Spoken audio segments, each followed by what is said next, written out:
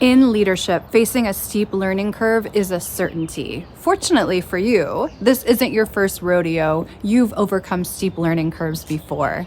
In this week's episode of The Happy Leader, I'm going to talk to you about a leader that I worked with who had to overcome numerous steep learning curves all at one time.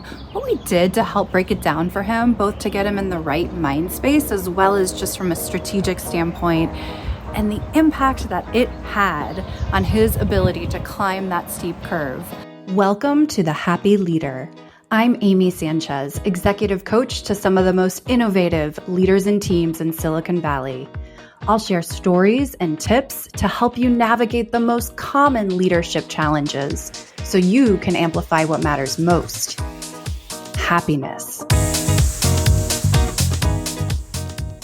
In leadership, there is always something new to learn, to up-level in a new role, stay current, and anticipate trends. Hello, AI. But the internal process that we go through when faced with a steep learning curve can influence how seamlessly we learn the next new thing. And the sequence of events that we take to learn can influence how quickly we get up to speed. I'm going to talk to you about all of these things today, as well as share a story with you from the Silicon Valley archives about a client I had who was facing a few steep learning curves and what he did to get himself to the other side. We're going to break this down and really help you do this step by step. But first, let's talk about the steep learning curve, because that name is an analogy for a reason. When you're at the beginning of a journey, where you know you need to learn a new skill in order to remain successful, whether that new skill be learning a new skill like AI, learning about a new industry, starting a new venture, or trying to adjust to a new company or role.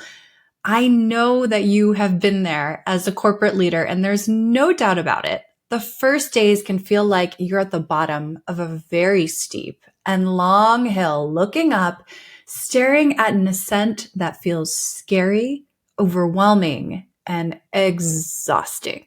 And at times, you're going to experience those very emotions as you ascend on your steep learning curve. However, you'll also experience other emotions along the way. Emotions like pride, satisfaction, excitement, and growth. The key is to not let the negative emotion be your Sherpa. Instead, take it one step at a time and anchor to the feeling that you will inevitably experience at the end of that climb. To really bring this to life, I'll share with you a story from the Silicon Valley archives about a leader who had several new learning curves thrown his way all at once, how he handled it, and how he got over the hill onto flatter and easier ground. I was once hired to coach a high potential leader at a biotech company. This leader brought a ton of talent to the organization. He was smart, he was driven, and he brought new and innovative ways to thinking about old challenges. He really brought a lot of value to the company. The challenge was there was a little bit of a cultural mismatch. He wasn't quite fitting in. He was direct and abrupt at times, and it was rubbing people the wrong way. He was getting off on the wrong foot, but it wasn't out of ill will. He had the best of intentions. Let's call him Gabe. Gabe, when he started his new role, had more than one steep learning curve because he was trying to tackle all of these new changes at once. So here were all the changes he was trying to tackle. One, he came from an academic background, and it was his first time working in a for-profit space. That's a completely different way of thinking about things and prioritizing. Two, he had moved from overseas, and he was adjusting to the American way of being and working, which was drastically different than what he was used to. No one says what they're really thinking was a common complaint he shared with me. And compared to other cultures who didn't beat around the bush, he was absolutely right. On top of both of these factors, he was trying to learn a new company and a new role, which is already challenging in itself. He had 4 major differences that he was navigating his way through. No wonder he needed some support. In our executive coaching together, we started by helping him identify all the differences from his last world versus the new one that he was in to help him make sense of the frustration he felt when he tried an approach that previously worked and in this new world was landing flat. We just needed to create awareness around this frustration, and he needed to feel validated. Once we acknowledged the differences in the frustration, there were so many of them, then we honed in on the one change that he decided he wanted to try and tackle first. He decided that the communication approach in this new culture was the one that was deterring him from progress the most. Since that checked out based on the feedback that we'd gotten in his 360, that's where we started our work. Now, mind you, there were still a number of other areas that he needed to learn, but it's key to identify the most important one first instead of trying to boil the ocean. Now, that's a little teaser as to what some of the solutions are going to be for you as you try to tackle your hill. Now, with Gabe, now that we knew where to focus our efforts on helping him connect and communicate with his colleagues more effectively, we explored what was working for him. In coaching, it's always good to start with the positive to derive energy and confidence for the negative. Plus, the positive is the stuff we tend to overlook when we're hyper-focused on the negative or ascending a large hill. Gabe rightly pointed out that he was good at building relationships. He liked to invite people to a meal and to go out for drinks to get to know them on a more personal level. Since a lot of his coworkers didn't like to stay after hours since they had a long commute and kiddos at home, when he had tried this approach to invite them out for drinks after work, it had not had the anticipated impact he was hoping it would, which was another big cultural difference versus where he used to work. However, he had the right idea, and the idea of communicating, connecting with people, and breaking bread to build bridges.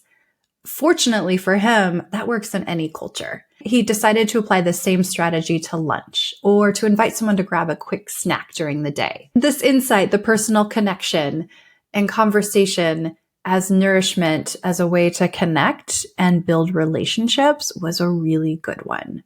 He put this into practice, and it helped smooth over some of the rough initial starts and get him some quick wins. Now that Gabe had gained confidence, we pivoted to areas where he was struggling. He found that anytime he needed to push the agenda on something, whether it was to get a commitment from somebody or an update on a timeline, he got negative feedback when he tried to do that in an email. His direct and non-fluffy approach was offensive to his American audience. So instead, he started to ask for updates in friendly hallway conversations, where tone could not be misinterpreted. Meanwhile, in parallel, we worked on his email communication approach to help him acclimate to his new American culture. Finally, the last thing that Gabe and I tackled was where he prioritized action from himself and his team. In the past, collecting data and presenting externally had been incredibly important in academia. In the for-profit world, it was a nice brand building activity, but not directly tied to revenue generating activities. So Gabe set out to reprioritize what was important in his new environment and redistributed his time, energy, and the pressure he applied to move the needle appropriately. He went from applying pressure all the time without the nice and fluffy hallway conversation to being more strategic about when he applied the pressure and really focusing on building relationships. These were just a few of the things we tackled, but the result of us breaking down his acclimation, an order of priority, and then step by step figuring out where to spend his time and energy was that over time, his relationships improved. People started to respond more rapidly when he reached out for a deliverable. His daily conversations became more pleasant and familiar, and he began to be recognized more as an up-and-coming leader by senior management. When he joined this new company, he chose to put himself in an incredibly difficult situation full of new things that he had to learn. But in the end, his ability to assimilate and find new ways to be successful opened up new opportunities that otherwise wouldn't have existed. This is the downward descent or reward after the climb to the top of the steep learning curve. What goes up must come down. The same will apply for you as you look at your steep curve ahead of you. So if you are currently in the situation where you're trying to navigate a very steep learning curve, here are some tips to help. I've broken this down into tips to help you get into the right headspace, which is a really important first step for anything that you tackle as a person and as a leader, as well as tactical tips to help you make progress. First off, what I know about you as a corporate leader without ever having met you before is that managing a steep learning curve is something that you have done before. This is not your first rodeo. So to get yourself in the right headspace, think back to the last time you were faced with a steep learning curve and ask yourself 3 questions. Number 1, last time I did this, what helped me gain traction? Number 2, what contributed to my success the last time I was in this situation? And number 3, what would the version of me at the end of that last curve tell the current me at the beginning of this curve? Once you have asked yourself that questions, you likely have the right energy guiding you. Now try this from a tactical standpoint. Number 1, break down your learning into small, manageable chunks. What do you need to do first, and who and what can help you learn? Number 2, calendar in time to learn and choose times when you have the most energy and preferably right after a task that fills your cup. Learning something new can be draining. We're working a number of new mental muscles at once, so find the right time of day to dive in and save this time on your calendar. Number 3, look for small wins along the way and set expectations for those around you. Take what you're already good at to help you get up to speed, like Gabe using the relationship building technique that translated across cultures. Keep those who are chomping at the bit for you to learn this new thing as quickly as possible up to speed on your progress.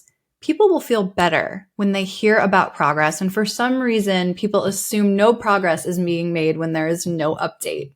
So don't fall into that trap. Keep everyone who needs to be informed up to speed on the progress you're making, and seek help for any gaps that you need to bridge if they keep pushing. Remember, steep learning curves can also lead to greener pastures. So embrace the uncomfortable, chaotic beauty of it all. And remember to believe in yourself no matter what. Thanks for listening to The Happy Leader. If you would like more information about me, Amy Sanchez, and our executive coaching and team leadership services at Swim Against the Current, visit swim-against.com. And if you liked this podcast, help others who could use the support find it by giving us a rating. Until next time, life is short. Stay happy.